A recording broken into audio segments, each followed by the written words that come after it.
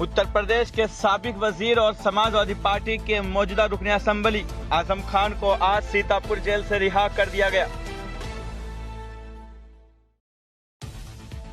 बिहार में मूसलाधार बारिश और तूफान से 27 अफराद हलाक।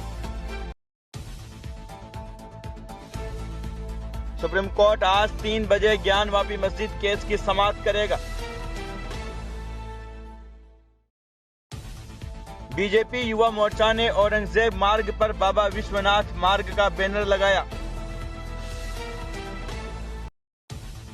निखात जरीन ने वर्ल्ड चैंपियनशिप में सोने का तगमा जीता। बर्तानिया में महंगाई ने 40 बरस पुराना रिकॉर्ड तोड़ा।